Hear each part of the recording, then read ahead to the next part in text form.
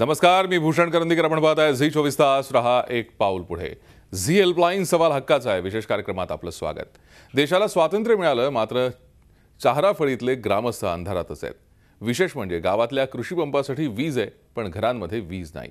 अर्ज केले, निवेदनं दिली, मात्र अद्यापही इथली 68 कुटुंब अंधारातच आहेत. अखेर इथल्या सुशिक्षित तरुणांनी झी हेल्पलाईनची मदत घेतली. नंदुरबार जिल्ह्यातल्या हळदणी ग्रामपंचायतीमधला हा चाहराफळी पाडा. महावितरणाच्या भोंगळ कारभाराचा फटका इथल्या 68 कुटुंबांना बसतोय. विशेष म्हणजे या गावात कृषी पंपांसाठी स्वतंत्र फिडर आहे, मात्र घरांना वीज पुरवठ्यासाठी इथं कुठलीही सुविधा नाही. इथं प्रत्येक मोबाईल कंपनीला रेंज आहे, पण मोबाईल चार्ज करायला वीज पुरवठा नाही. आम्हाला असं आश्वासन देण्यात आले की तुमचं गाव जे आहे म्हणे ते ही दीनदयाल योजना आहे, दीनदयाल ग्रामीण ज्योती योजना, त्या योजनेत तुमचे वीजचं काम प्रस्तावित आहे म्हणे. ते 3-1 महिन्याने होईल.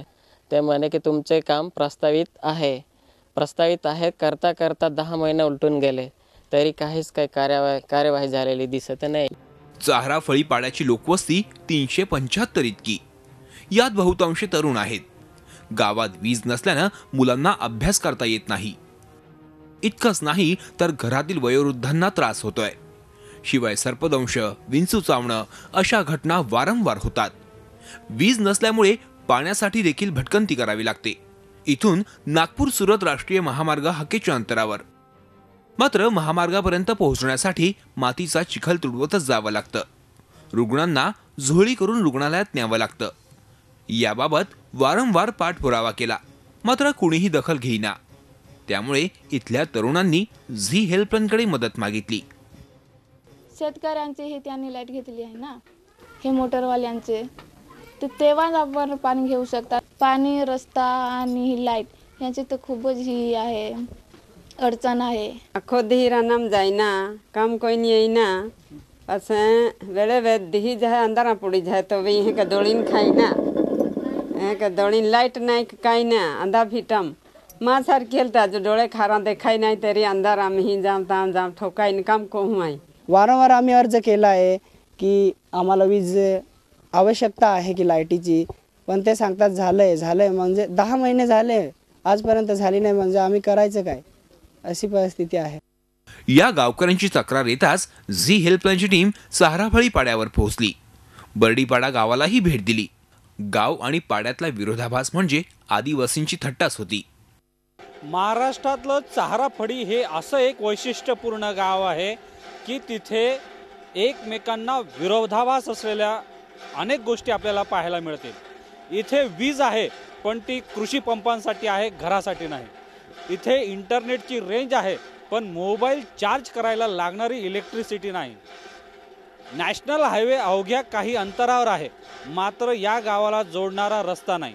असे अनेक विरोधाभास इथे आपल्याला पाहायला मिळतील.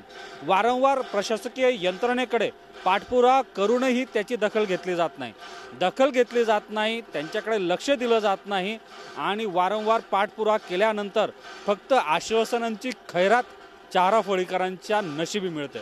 या गावकऱ्यांच्या तक्रारी ऐकल्यानंतर झी हेल्पलाईनच्या टीमनं विसरवाडी वीज केंद्राला भेट दिली. सहाय्यक अभियंता पाटील यांची भेट घेतली. त्यांना चाहराफळीतल्या ग्रामस्थांची कैफियत सांगितली. त्यांनी तात्काळ पाड्यावर वीज पुरवठा देण्याचं आश्वासन दिलं. चाहराफळीचा फारच ग्राहक माझ्याकडे 8 दिवसात येत राहतात, म्हणून त्या गावाला सुरुवात झाली तर पहिल्याच याच्या टप्प्यात पहिले तेच गाव आपण घ्यायचे प्रयत्न करणार मी.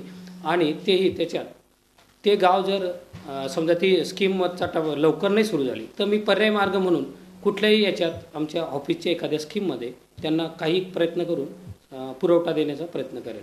सहाय्यक अभियंत्यांनी चाहराफळीचा वीज प्रश्न मार्गी लावण्याचं आश्वासन दिलं असलं तरी त्यांच्या मर्यादा जाणून झी हेल्पलाईनच्या टीमनं थेट जिल्हाधिकाऱ्यांनाही गाठलं. विजेविना होणारे ग्रामस्थांचे हाल जिल्हाधिकाऱ्यांना सांगितले.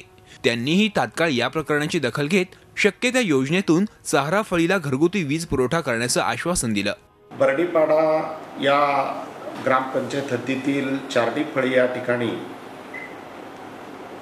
गावात विद्युतकरणासाठी मी स्वतः उपकार्यकारी अभियंता आणि अधीक्षक अभियंता यांना सूचना दिलेल्या आहेत या ठिकाणी आपण लवकरच या ठिकाणी उद्दीतकरणाची सुविधा आम्ही देणार आहोत. आदिवासी समाजातील सुशिक्षित तरुणांनी पुढाकार घेतला तेव्हा कुठे चाराफळीचा वीज, रस्ते आणि पाण्याचा विषय जगासमोर आला. अन्यथा गेल्या 69 वर्षांपासूनचा अंधार या गावात अजूनही कायमच राहिला असता. आता या तरुणांनी झी हेल्पलाईनवर आपल्या समस्या सोडवण्याची जबाबदारी टाकली आहे. त्यामुळे जोपर्यंत त्यांच्या घरात वीज येणार नाही तोपर्यंत झी हेल्पलाईन याचा पाठपुरावा करतच राहील. प्रशांत परदेशी, झी मीडिया, चाराफळी, नंदुरबार. झी 24 तास रहा एक पाऊल पुढे.